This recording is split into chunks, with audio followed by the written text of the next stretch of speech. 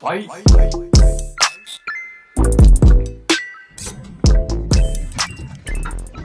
Hey guys, welcome to Drop Ceiling Repair and Reno.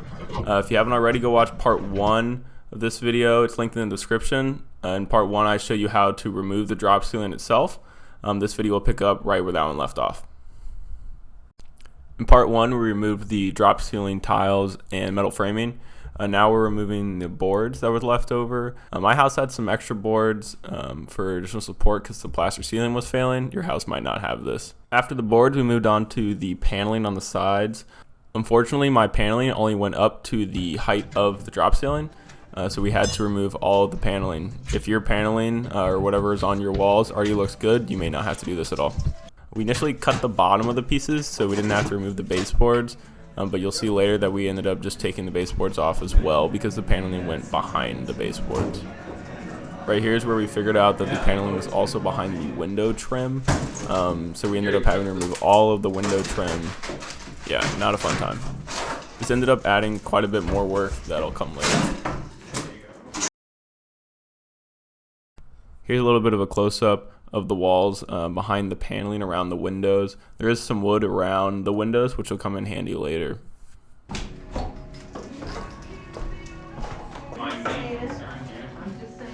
And we just continue to remove all the paneling and all the trim around the whole room.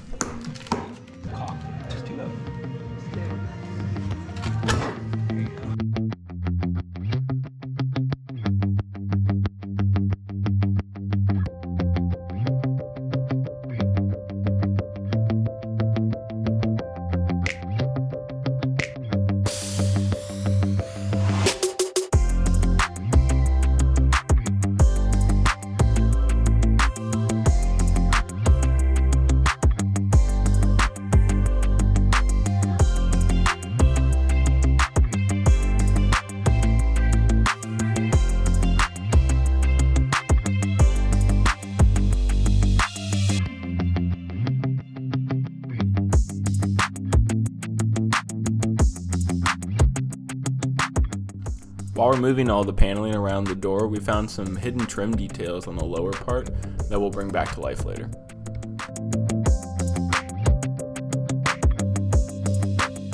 Once we removed all the paneling, we fixed up any big holes that we had in the plaster, the largest one being in the ceiling. We first removed the loose debris from the ceiling, and then we put up drywall that was of similar thickness to the plaster. Once all the holes were fixed up, we started putting up the drywall. We decided to go with new drywall instead of fixing up all the plaster due to the abundance of cracks and instability in the plaster. To put up the ceiling drywall, we rented a drywall lift from a local tool rental place. I would highly recommend this to anyone doing ceiling drywall work, especially when using the 12-foot sheets. We attached the ceiling drywall with standard drywall screws as there's wood joists in the ceiling to attach to on the other side of the plaster. After the ceiling was done, we moved on to the walls. First, I scraped the walls to remove any loose glue or wallpaper. My walls ended up being all plaster on the other side of the paneling for all the exterior walls. The plaster connects directly to the outdoor brick, with wood only being present around the windows. There's a couple of random studs, but nothing significant. The interior walls have your standard wood studs. However, be careful because my house and a lot of other houses seem to not always follow the 16-inch stud rule. For all the exterior walls, we ended up using drywall mud as our glue to attach the sheets, along with some 1.5-inch concrete nails. I did some testing in different drywall screws and nail types and found concrete nails to be the best for me. The drywall mud also worked pretty well, just be sure not to apply it too thick or it will leave a bulge in the drywall. Probably should have used liquid nails looking back on it, but I have yet to see any failing in the drywall.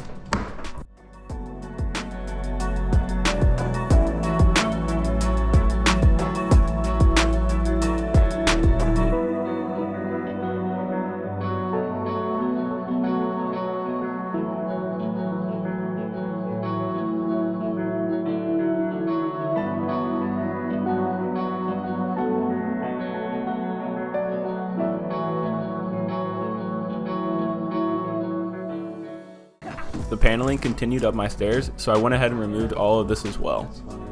I found this big loose piece of plaster right here that I went ahead and removed, and it created a big void. So I went ahead and added these 2x3s going across to add support, because this is such a big gap coming down the top. So now it should be flush whenever I add drywall on top of this.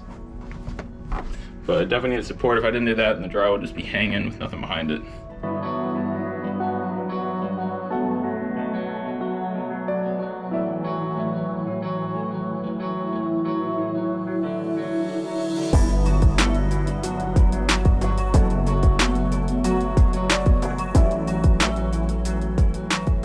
Right, here's an example where it can be difficult to find the studs in an open space.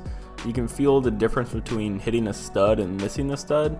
So if I miss, I just try again. It didn't really bother me too much because I knew I'd be putting drywall mud over this area anyway.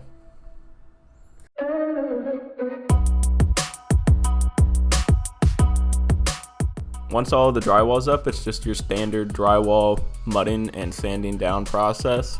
There's tons of other YouTube videos out there that can explain this more.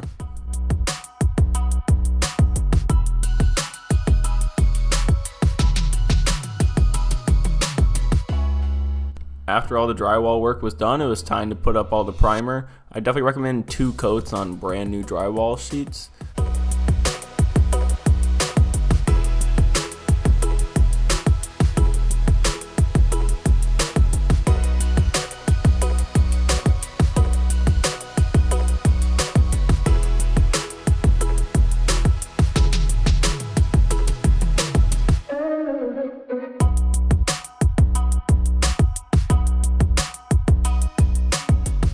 And once the primer was done, it was just paint. So this is what the room looks like completely done. We still haven't finished the stairs, so I gotta put up a whole railing right here. But yeah, this is the whole room. Crown molding was also added. To finish it off, and the beam is completely sealed up. But there's a couple other things I really wanna show you guys. These sections right here, one on each side, we were able to show these now. They used to be hidden from the old paneling, but I think it looks a lot better. So this board right here separates the wall, or the actual window, from the trim. This was added to fill the void that was left. So this is actually the thickness of the drywall itself. And this goes around the entire window, and it's on all the other windows and door pieces. But that is all for this project. Thank you guys for watching. I hope this really helped you out.